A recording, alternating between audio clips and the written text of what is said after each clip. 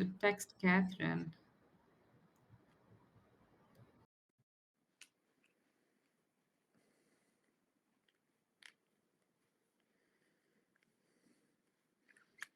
Bapu, how did you manage to blur your background? It just happened that I didn't actually change anything. But Okay. there is a settings. There's this, if you click on more and then click on settings, there is a background blurring. More. All the way in the bottom, I see an option says more and then a settings submenu. I don't. I'm using the browser, so I don't think I've got that. Yeah, I am as well. I just have the option to leave. Please don't take that option. Here I have some options here. Also, I already informed Bapu, but Saloni has the flu, so she won't be able to join. So there may be a little bit of more time for the rest of us to chat. Sure, sounds good.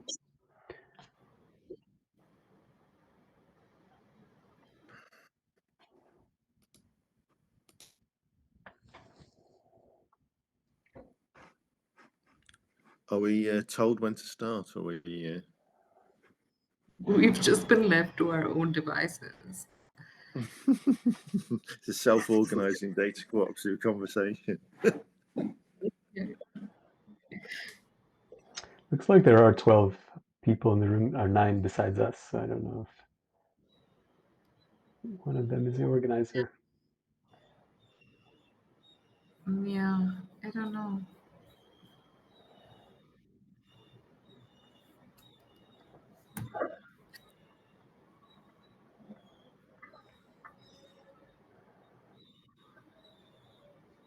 It should be starting now. Yeah.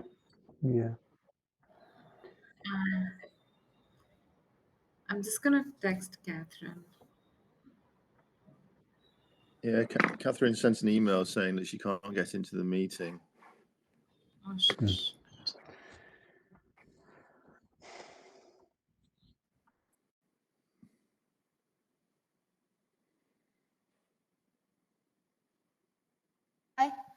Hi. Please start this meeting. Did you hear that, Asa?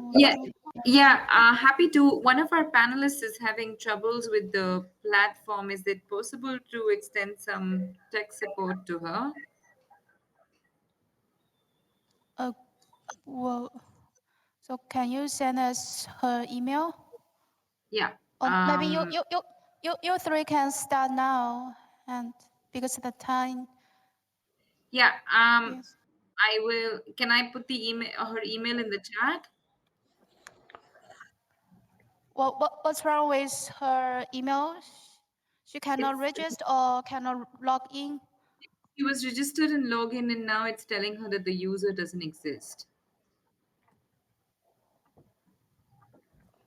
I put her email address in the chat box if that's useful.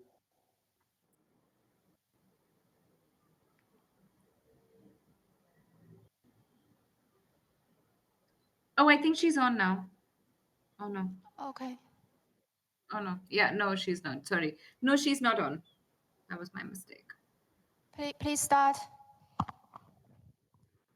Okay. Hi, everyone.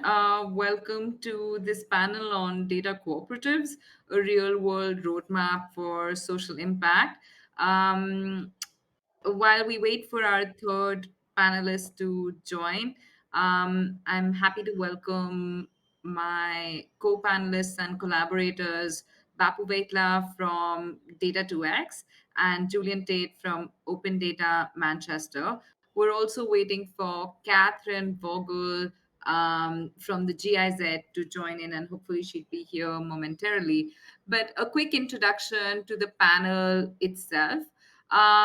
This panel aims to bring together thought leaders who've been considering the idea of data cooperatives, which are an innovative model for data stewardship that accomplish two goals. One, to allow individuals the ability to pool their data that they're able to govern and prevent harm and extract collective value through, and also allow them to share this data for social good and for the creation of a more inclusive and equitable digital economy. We've been focusing on data cooperatives as a mechanism to advance gender equality on one end, and especially enabling women to govern data about them as well as data that impacts them. But data cooperatives have shown impact not just for women's cooperatives, but also cooperatives in other sectors, such as ride hailing apps, in the context of energy usage, as well as in the health sector, where individuals have been able to pool their data and draw value from it in different and innovative ways, and also renegotiate in some ways the inequities that exist in the digital economy and disempower individuals. And therefore the method of data cooperatives allows for more collective negotiation and and collective bargaining.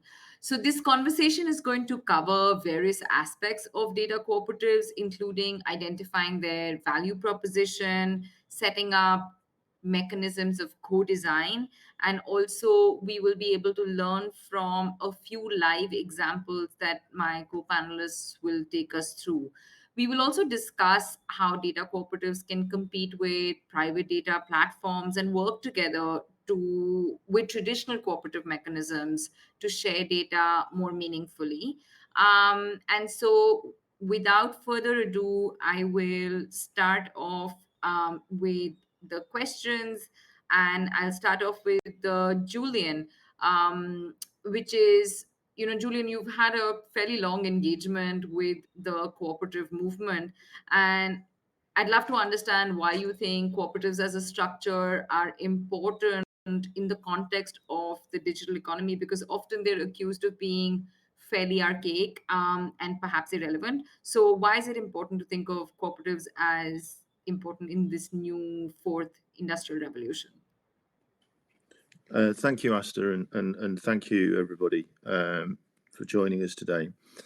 I really think from our engagement with the cooperative movement that data cooperatives are a mechanism that enables communities, individuals, and groups to work together to realise the potential value of the data that already exists and the data that they themselves can collectively generate that doesn't exist yet or has the potential to be generated, to be pulled and used in a way that the cooperative defines. So this coming together in the form of data cooperatives, I think, does help build resilience, because essential to the cooperative's existence is the building of trust and agency. And they do this, and they have done this, because cooperatives have obviously existed for a very long time, over 100 years or so. So they're quite established as structures, and they're legible structures as well. So they're not some kind of abstract concept, because they have been around. They touch a majority of people's lives in some way, and they are a global phenomenon. But they do this through, I think, two mechanisms. One is around shared values and goals. So cooperatives tend to be purpose-led organizations. It's a group or collective of individuals, organizations, or communities who are coming together because they see that there is something that something can only be achieved that they do together, rather than something that's being imposed from the top by some external force or whatever. So it's a self-actualizing process.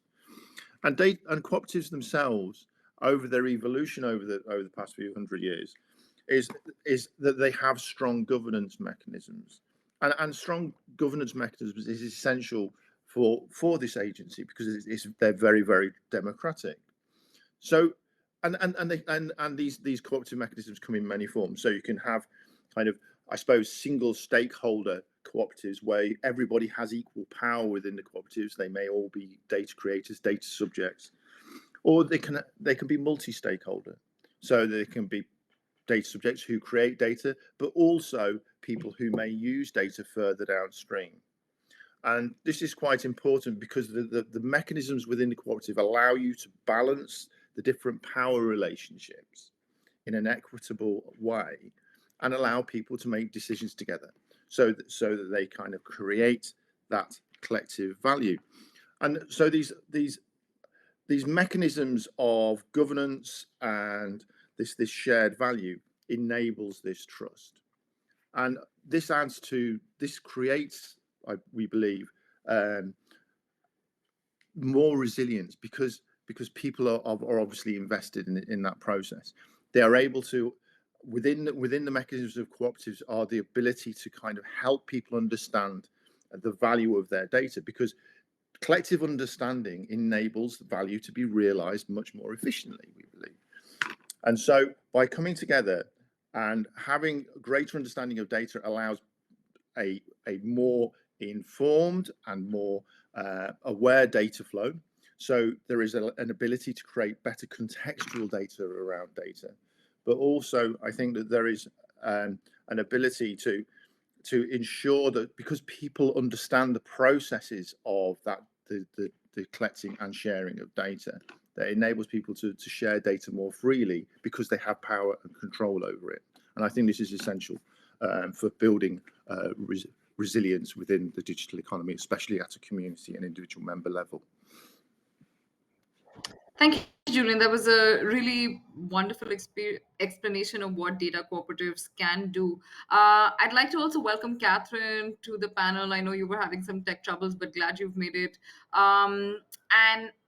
And also wanted to position a question to you, Catherine, about, I know you've been doing a lot of thinking around questions of big data and how those can be addressed through mechanisms such as the cooperative, but also looking at more vulnerable groups such as women, and looking at how cooperatives can help think through principles of, say, data feminism, and whether that's whether cooperatives are the right instrument when we think about embodying principles of data feminism as well. Yeah, thank you so much, Asta, and sorry for the early morning shock. I really did have some troubles, but re-registered and then it worked. So thanks for the invitation.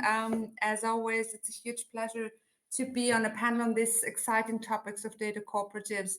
And we within GIZ have been starting to look into the concept of data feminism more and more. And also found that the idea of data cooperatives, or the organizational form of data cooperatives really can be a great fit here. I mean, probably not everybody is familiar with the term data feminism. Usually when we talked about data and gender, it was about filling the gaps, and then in the second step maybe make sure that we use the data we have about the reality of women and girls. But data feminism really is so much more than that. It's an overarching approach to all data related questions.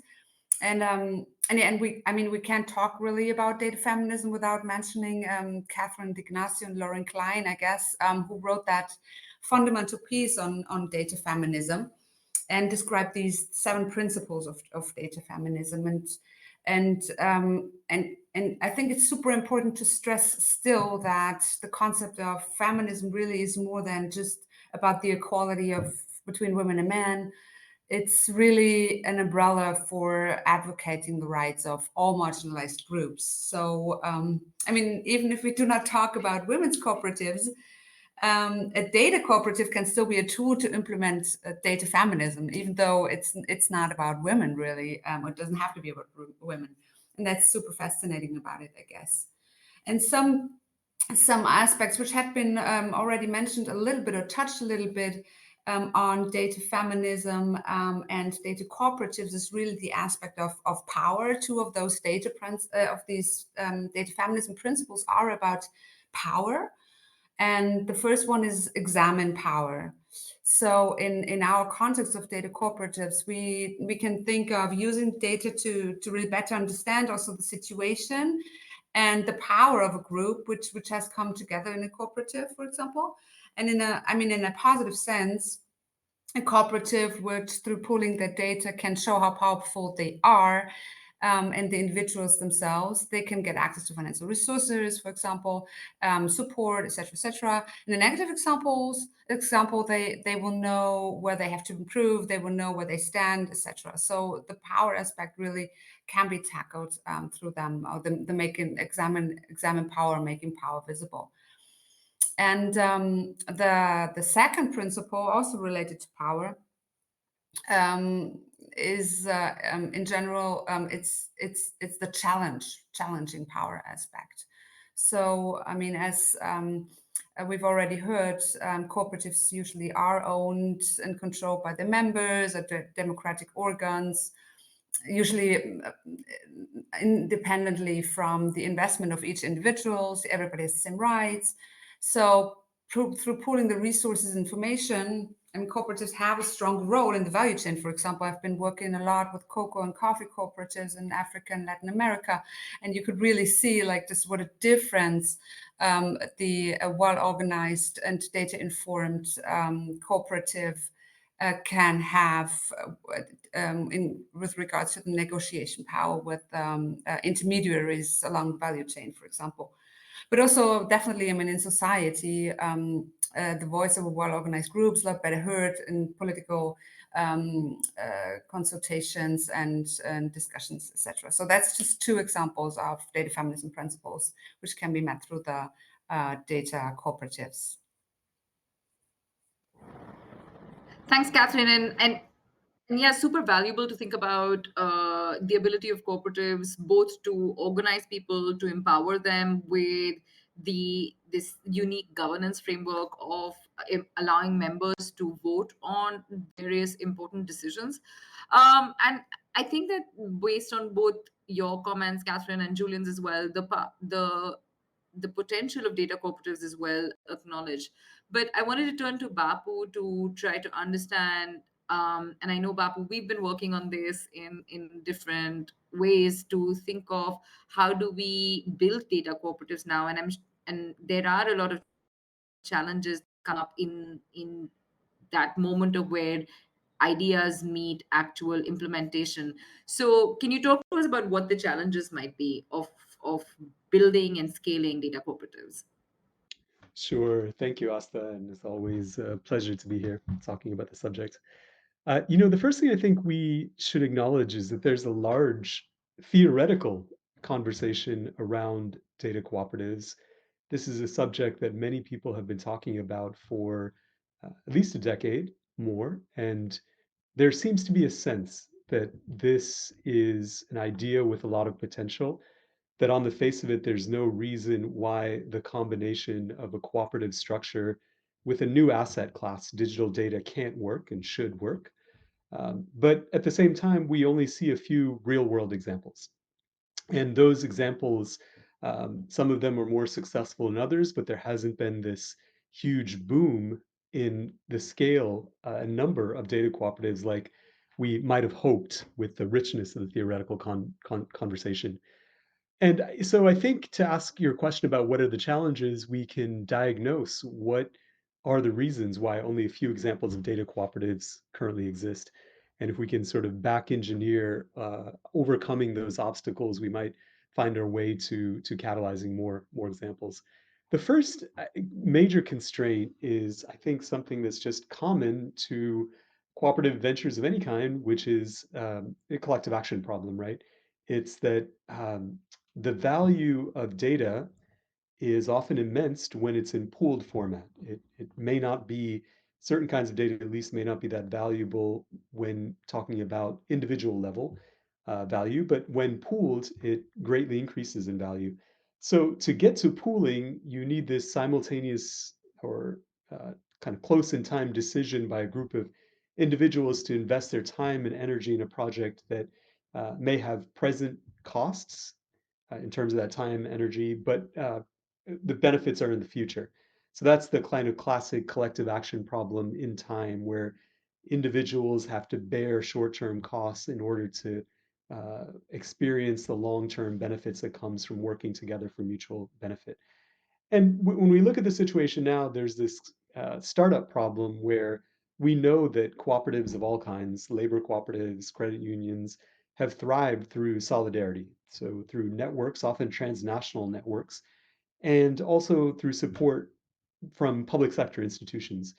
And the data cooperative model, those data cooperatives that are out there trying to succeed right now are a little bit alone. There's a few groups here and there, there's some support organizations, but there isn't the kind of large scale ecosystem that would help support these organizations to grow. And that again, in the past with other types of cooperatives has proven essential to overcome the collective action problem. The second major obstacle I identify is legal frameworks for data cooperatives. In many countries, cooperatives are given a little bit of additional support or a head start or tax benefits through legislation, through formal legislation. Right now, though, data cooperatives are new enough to very few countries even have that phrase within their legal codes. A few countries are in the process of creating legislation at the intersection of cooperative and data protection law, but it requires more than that, right? It requires legislation that's very focused on the specific mechanism structure of data cooperatives. And for now, without that enabling legislation, data cooperatives have to be either highly self-organized or facilitated by some organization that's willing to take on this fiduciary responsibility of protecting the interests of the data subjects, the cooperative members. So that's a major obstacle. The last thing is, I think, something that is obvious, common to any innovative idea, but the issue of startup capital. And I would say it's a bit exacerbated in the case of data cooperatives because cooperatives in general don't exist to maximize profit for outside investors. They exist to optimize well-being for the workers or consumers or whoever else is within the cooperatives.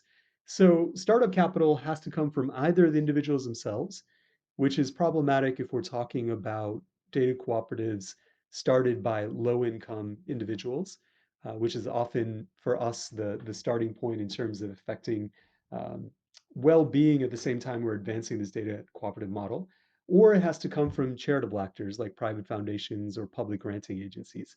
So that momentum has to be taken on in order to give this field the sort of startup capital necessary to continue. And there's other obstacles that you mentioned around data literacy and the process to identify short-term value propositions. But overall, I would say these three things: the collective action problem, supportive legislation, and also seed financing from angel investors or private foundations or public agencies are the biggest constraints.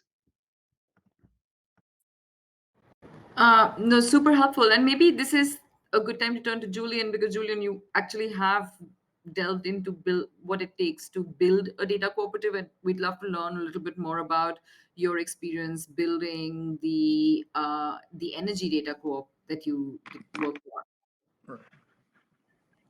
Okay, thank you. And yeah, I think where we started from a very grassroots level, well, very basic level, and I think we were asked to kind of help an already existing energy cooperative to kind of understand the data and the potential for creating a data cooperative.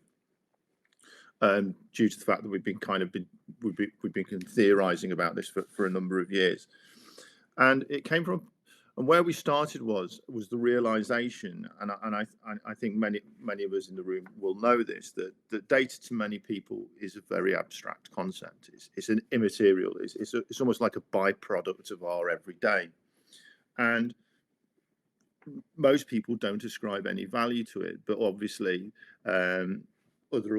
other external organizations do. And this lack of awareness kind of creates this a kind of vacuum and a knowledge vacuum about what's being created, and this vacuum obviously creates this space where data can be extracted by external organizations, some for good, some not so. And I think there was a realization within a number of people within this cooperative that actually they were creating data, and actually energy. There is a lot of data-enabled technology around the creation of energy. Obviously, you kind of have these kind of meters that enable you to see how much energy is being created or how much energy is being used. So they understood that there was data being created, but they saw that the value of the data that was created through their very actions within their own homes and their businesses was actually going somewhere else. And what they were theorizing was that actually this value of all this consumption data that they had was being used by the energy companies to actually maximize the energy companies' revenue rather than providing value to the cooperative itself. So they saw there was a potential problem, but they couldn't quite place it. So we came together and we started to look at, well, what is the energy being produced? What is the data being produced within the cooperative? What data do we hold? What data do we know about? What data could potentially hold? Can be created that could also create value, both external to the cooperative, but also and most importantly internal. And what we found through the work that we did, so this process of understanding the needs and values and the data that was being created within the cooperative was a kind of co-design process. We started to look at the different data that was being created. What we found that when we started to talk about data that was being created within the cooperative, you start to have conversations about, well, how would you share this data? How would you pool and collect it? What governance mechanisms would you use? And under what circumstances you would share it?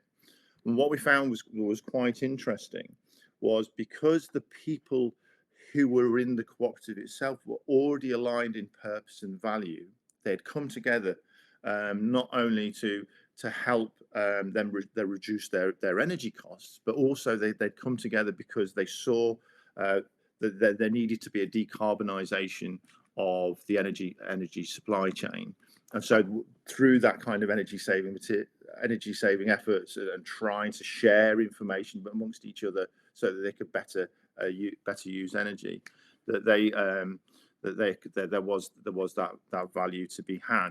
And actually, because of the shared values and aims, and I mentioned this earlier of the cooperative, they saw that the cooperative, they would trust the cooperative. They understood the mechanisms of the cooperative, and the cooperative itself could share the data on their behalf and negotiate on their behalf because they trusted that whole cooperative mechanism.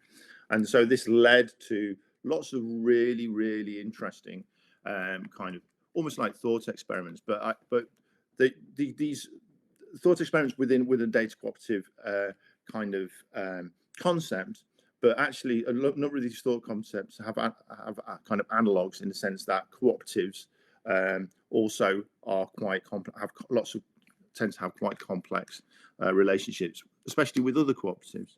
So there was this kind of concept of, well, if we're producing data and it has value, and we know it has value because it's being extracted from us, and actually if we could make it better, it could perhaps have more value, it might enable us to share that data with perhaps another cooperative who may be an energy producer, a micro generation energy producer, and we can share data, and so we can work together in a kind of supply and demand relationship and make more effective and efficient energy transactions.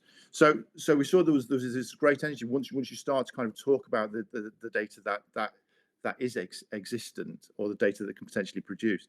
We found that there was an enthusiasm to try to see, well, what else is in the locker? What else have we got? And I think this, once you start to enable people and enable people to have agency and kind of have power over data, especially in a collective context, there is a greater desire for it to be shared appropriately. Thank you, Julian. And this also resonates with some of the work that Bapu and I have been doing with a women's cooperative in Western India, where I think as we've succeeded or slowly are making our way into demonstrating what value data has, the women in the cooperative have been quite enthusiastic about working towards stewarding it more meaningfully and exercising their rights over data. So I think that for us, the major learning has also been that once value is demonstrated, then people will spend the time and effort through the cooperative structure in governing it and making sure that they're able to extract that value and direct data in places that make sense to them. But but Catherine, I wanted to bring you in here as well because I know that you have a fairly global view on some of these questions, and I know you mentioned some examples from Africa as well. But I wanted to get a sense of like what does it take to see data cooperatives scaling in different parts of the world. I know Bapu mentioned some of the legal and financial constraints, but we know that cooperatives exist globally. But what does it take to think about now data cooperatives scaling to different parts of the world?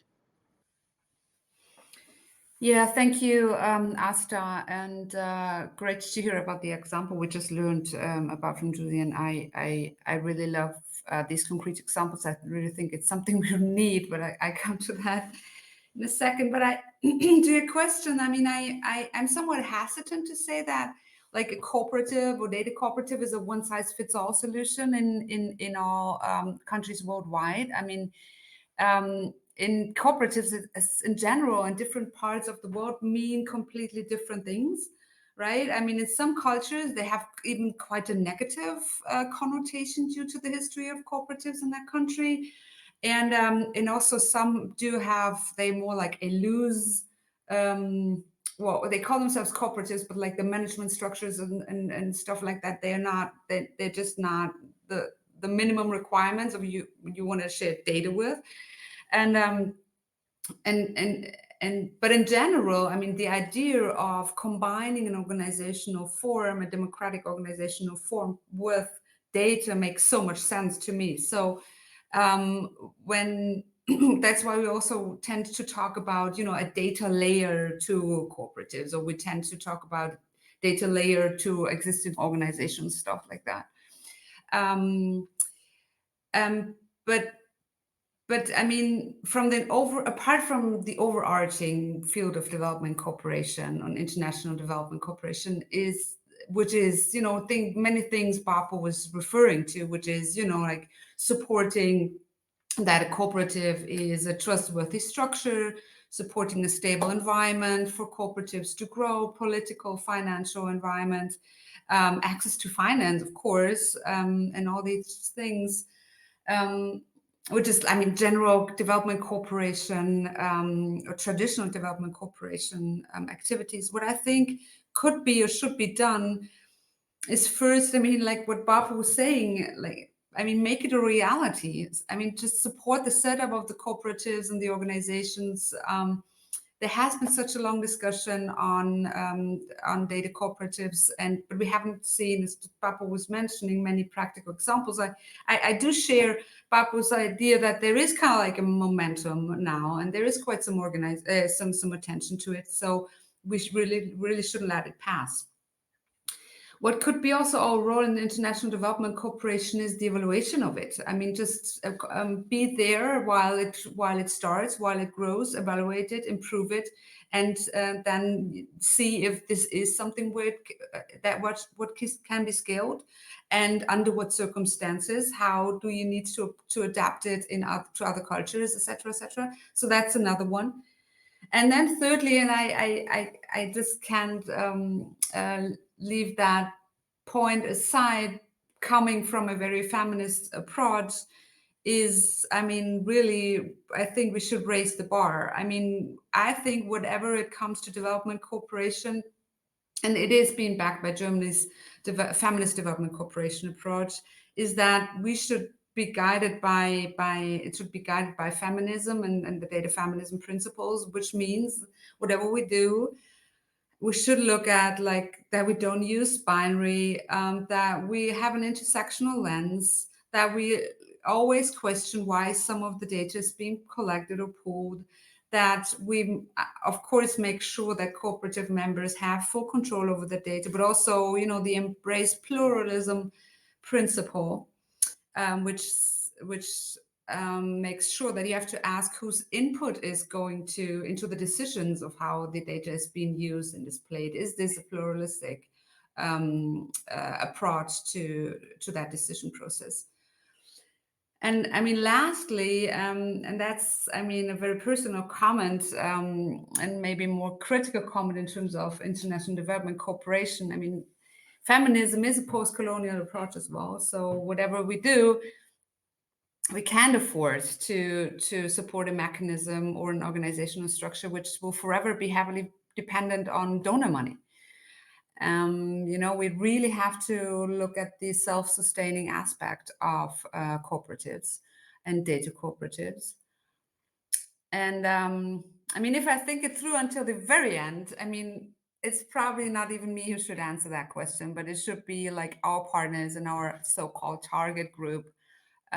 We should ask what the donor community should do in order to support the setup of these cooperatives.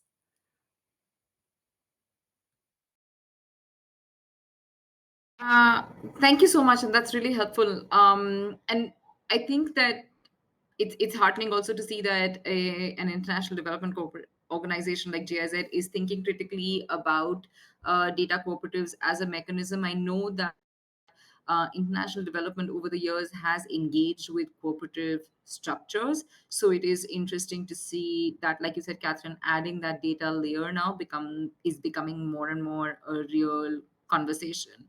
But I wanted to turn my attention to also Bapu, and Bapu would be great since we are talking about concrete examples. It would be great to understand from you the work that we've been doing together with the Megha Cooperative in India, and how you see that progressing, and also touching upon some of the questions that Catherine brought up, but also parallels from Julian's own experience with building a data cooperative. Sure, yeah. So Asta and I and others through our organizations, Data2X that I work for, and Asta's co-founder of the Aapti Institute, we've been working with a indigenous women's farmer cooperative in the state of Gujarat in India called the Mega Cooperative. They're a part of the SEWA Federation, so one of the largest trade union groups in the world, the Self-Employed Women's Association that organizes informal sector women workers all over India, and the Mega Cooperative is one of the members. Um, the basic process of creating this cooperative, I think, could be a template for how we support other prospective data cooperatives. What we've done is effectively facilitate a co-design process where we engage with the mega cooperative and try to understand what the key value propositions for them are as far as starting a data cooperative. And that's an economic value proposition. We know that embarking on a new innovative data layer is something that can feel risky especially for low income individuals. And so to really think through with the members of the cooperative, how is this benefiting them? How prospectively could it benefit them from an economic perspective? But also to think about the ethical value proposition of the sorts of questions of solidarity and sustainability that the mega cooperative has in front of them, and how the data cooperative can help advance that. So we know that cooperatives in general are often organized with an eye towards empowerment, and the data cooperative is adding to the already organized labor and marketing ideas that the mega cooperative is already employing. So for us, the co-design process looks like uh, get together with the members of the cooperative and facilitate the conversation. So beyond understanding the value proposition, think about what kinds of data are members willing to share, with whom are they willing to share them with, and under what conditions of anonymization, aggregation, security. Once those questions are answered, we can think about the appropriate data architecture. In fact, what sort of technical infrastructure do we need to safely store data and securely share it as well? There's also the question of adapting the existing governance mechanisms within the mega cooperative, so that the forms of decision making, to think about how that changes or doesn't change when data is the asset to be governed. And then finally, there's the more fine-grained questions about the consent mechanism. Do folks give the cooperative leadership the ability to make decisions on how frequently they share data, or how they share data, with whom they share data, or they want very fine-grained control over that? So, I think this whole co-design process is really about having an eye towards sustainability, and knowing that this is a new innovative thing we're trying. So let's just get all of the pieces in order and give ourselves the greatest chance for success that we can. We know overall that, whether it's the mega cooperative or anyone else, that data is increasing in volume and value with every passing day. It's an asset with clear and increasing value. And now the question is control. Who will capture this value, and can we create institutions that enable control from the bottom up?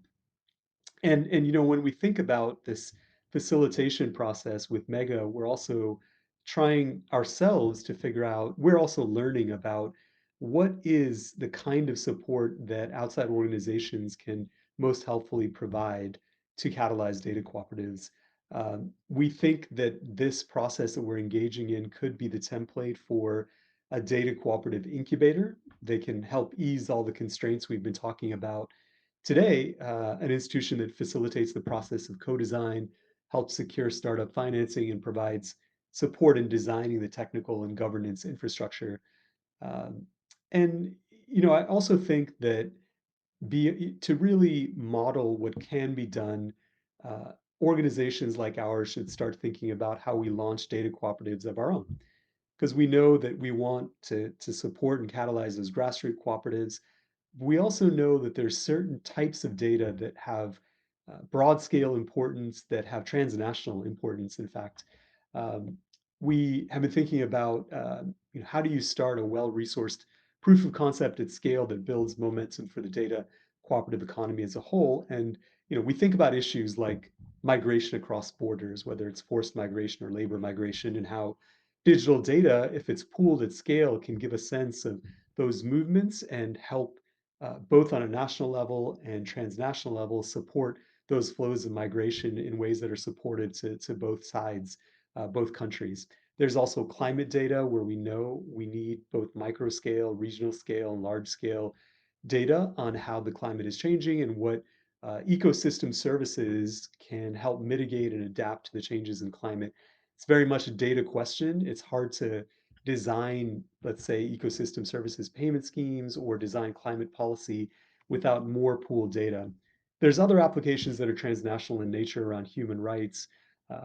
But the overall idea is, can we create a concept that's transnational, that provides a safe data infrastructure for pooling at scale, that is also serves this role of being a data fiduciary, a legal framework to protect members and provide some kind of governance and representation structure for the data subjects themselves. So that combination of a very local approach, where we have an incubator to catalyze from the ground up, and then also have this idea of a concept at scale that's transnational and financed by entities that do have resources already. I think that's the kind of recipe for sustainability, and we're working on the first end of that with the mega cooperative, and thinking about how to set up the second, more transnational model. Thanks, Papu. That was really comprehensive, and it's interesting to think about it at so many different levels, which is that you have to build resilience and make sure that it's bottom up, co-designed, and local, but also thinking about what we can do at the federation level, because we know that also cooperatives are all linked through these federations, and then of course at the international, global level, where we think about creating technical, legal, and policy infrastructures that can help support cooperatives. But we've spent some time talking about what has been done and what is possible, but just with an eye to the future, I'd love to understand from all the panelists where you think the story of data cooperatives goes over the next 2 to 5 years. Who are the right stakeholders, and what do we all need to do to make this idea, which we all believe in, a reality? And I know some of this has been touched upon in the comments that have been made so far, but really, like, if you had to build out a strategy over the next 2 to 5 years for making data cooperatives a reality, what would that be? Because we all acknowledge also that this is the moment to make things happen. So I'll follow the same format with Julian first, then Catherine, and then Bapu. Julian, you want to go ahead? Yes, thank you. So I'm quite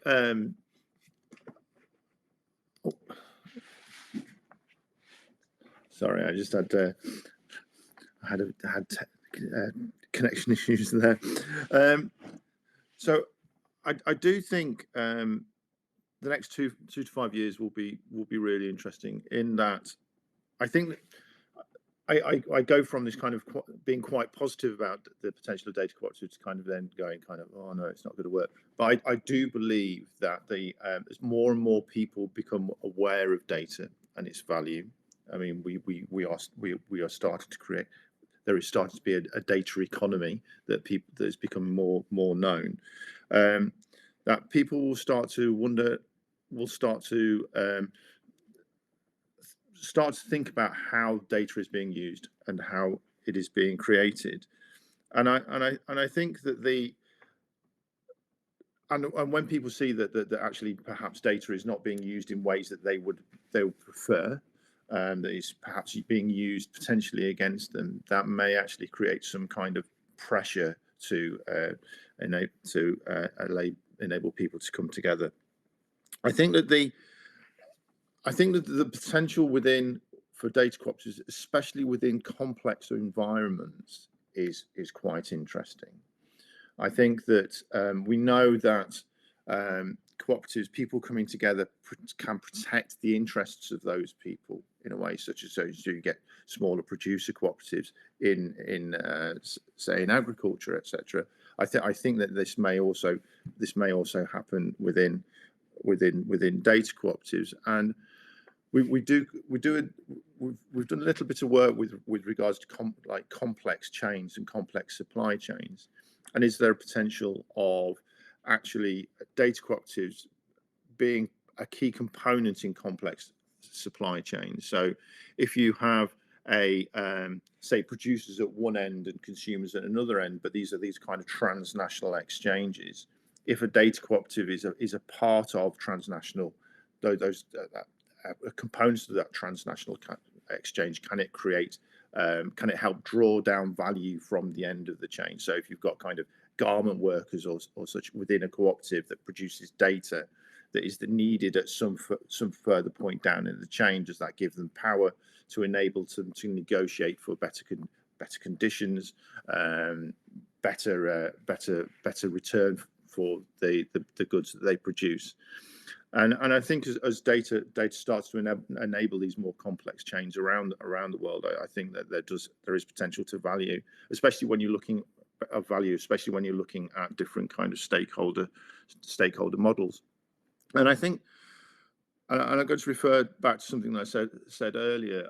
I think within cooperatives, the actual within the cooperative principles themselves, and this is for just physical cooperatives, not kind of cooperatives that just exist within the digital realm. A major component of them is around informing and educating the members so that they understand the resources and the potentialities that they have. And I think this is going to be a major part of going forward, because as we have more informed people, producers, then they will actually have better, you hope, bargaining power, especially in a collective environment.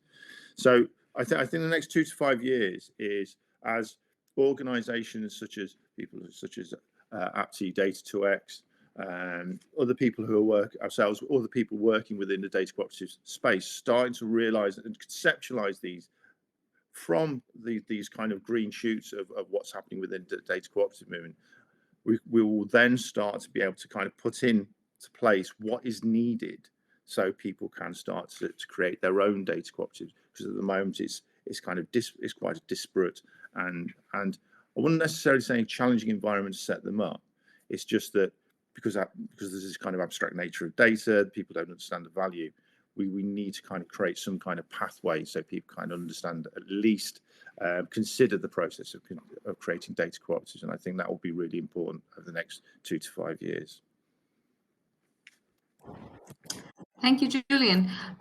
Catherine, to you next. Yes, thank you. And well, I'm just gonna say what I think it will look like, because I'm like think that affirmations and manifestations work. So I just say what I think it's gonna look like, even though in brackets it's a hope.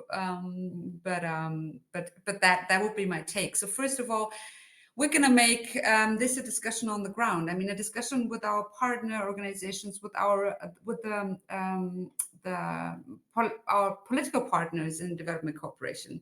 This needs to be no longer a discussion between international organizations, and but it needs to be a discussion on the ground. It needs to be implemented in many of our programs.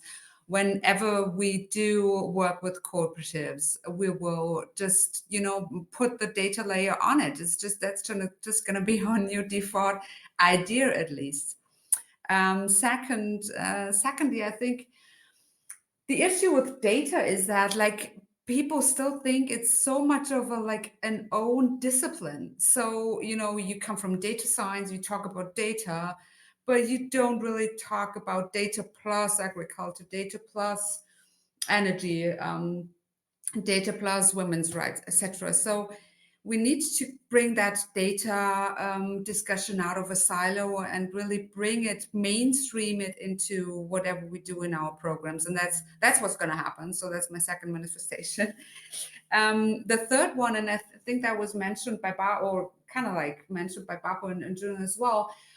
As soon as we have positive, a more positive, a broader range of positive examples, I mean, there might be something like a movement or something like, a range of examples where other countries and geographies can learn from. And I really think that we're gonna build up that movement with concrete examples once we have shown that it does work and it does bring added value, and it's not a threat to whatever we do, when we have just the right value proposition for them.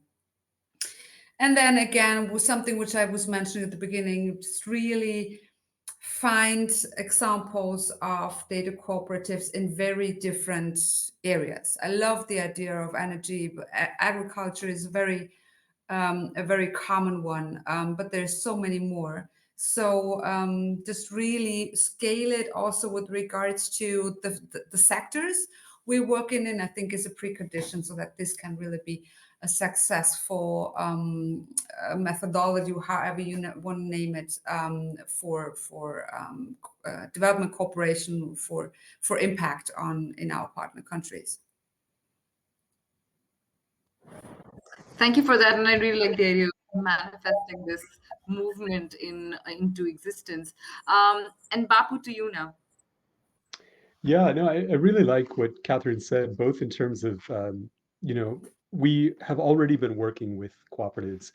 And so to kind of take this default position of there's a new asset class, you're already pooling and working with labor, with capital, and now information data, that the default position be that as we work with cooperatives, we explore the value proposition of data for every cooperative, every group that we run across, are tasked with supporting.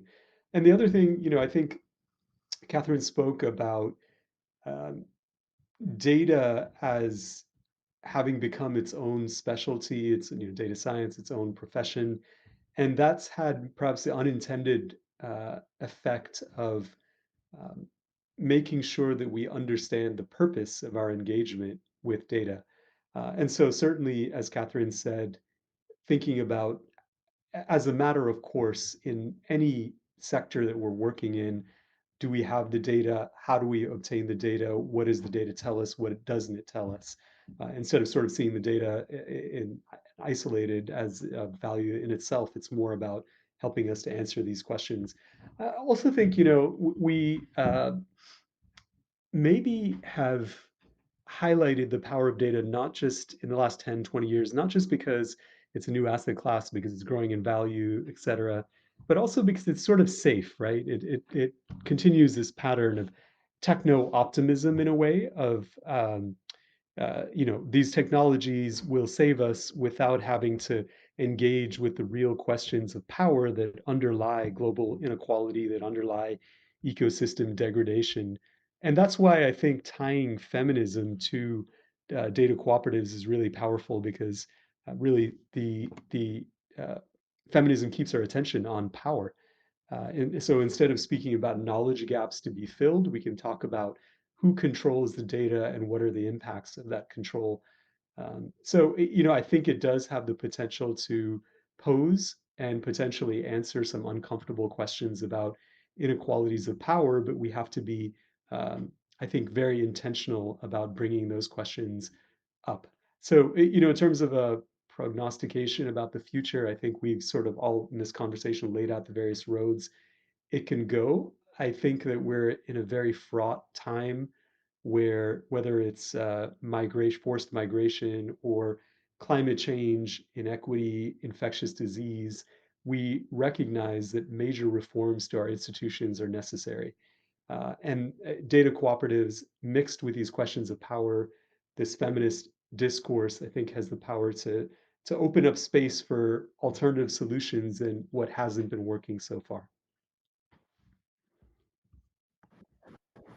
Great, Bapu. Thanks so much, and also for setting up the summary that I was going to do, which is that I think what we've gotten from this panel is that both there's an incredible amount of potential as well as power that data cooperatives can help uh, address, and also this question of building institutions of resilience in this digital economy that give power back to people is really critical, and also to think of data cooperatives as a something that occurs across sectors, as something that can help address all of the big questions that we're struggling with around whether it's climate change or agriculture, or even within that questions of energy. So thinking of them as a lateral solution that can help address some of the outstanding questions about power, about equity, about inclusion that we're all struggling with is critical. And also looking at both bottom-up mechanisms that help strengthen cooperatives from the ground up, and looking at more local solutions, but also thinking of the questions around international cooperation, around policy, around at the global level, that also will add fuel to what will hopefully become this movement that we're both all working towards, but also trying to manifest. And that brings us to time at this for this panel. But I'd like to thank the audience for listening to us, but also to our panelists who have both been stayed awake and woken up at odd hours for this really critical and interesting conversation. Thank you all for being here. We're all available on various social media, as well as, our emails are floating around, which I'll also plug in to the forum here. But please do get in touch with any of us, all of us, if you'd like to learn more about this. We're all working towards building this movement, and we'd love to exchange ideas. So thank you so much for being here. Thank you, Asta. Thank you, everybody.